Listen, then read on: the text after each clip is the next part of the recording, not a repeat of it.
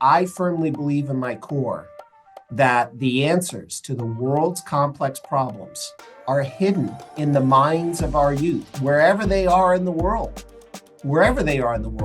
born, unborn, whatever race, whatever ethnicity, poor, rich. And it is on us as the adult humans on this planet to cultivate their minds to solve the world's problems. I totally believe the answers to the world's problems are in the untapped minds of all the youth. I feel like all those things are needed, and they're all part of the puzzle to solving the world's problems. So Dr. Mortel, being born poorest of the poor in Haiti, rose to become a world-renowned cancer researcher and doctor at Hahnemann Hospital in Philadelphia, Sloan Kettering in New York City, and eventually was one of the founders of the Penn State Hershey Medical Center.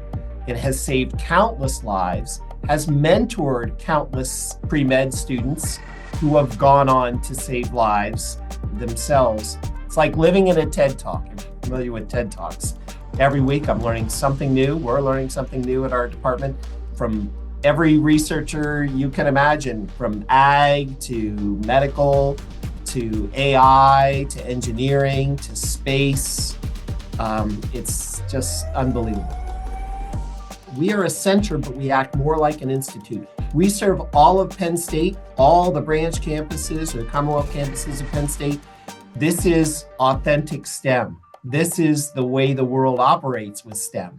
It's unsiloed, it's convergence, it is high applied math, it is high data analysis. There's just making it accessible to everyone just is a huge umbrella full of different circumstances.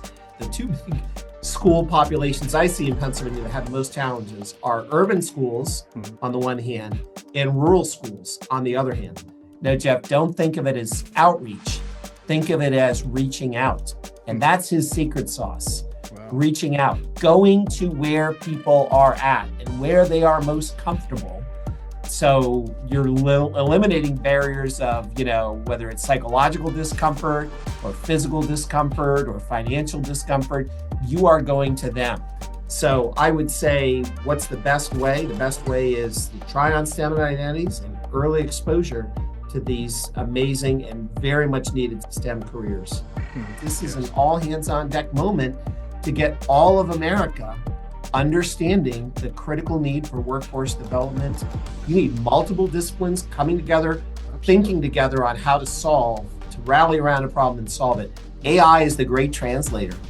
It can help translate complex things to help you understand them better. I would say it takes a village approach, that if it's just on the shoulders of K-12 educators, that's not enough. K-12 educators need support from a whole village, and they need to. It's not just to be appreciated; it's to feel appreciated and respected. I am a firm believer that the answers to all the world's problems are in the minds of our youth, no matter where they are on the planet. If we're overlooking one of those minds, that could be the mind that had the key answer we were waiting for to cure cancer or something like that. There was a student that I worked with in Haiti that took to computer programming like a fish takes to water and ended up during the pandemic founding a app company called Dakla that helped navigate Haiti through the pandemic.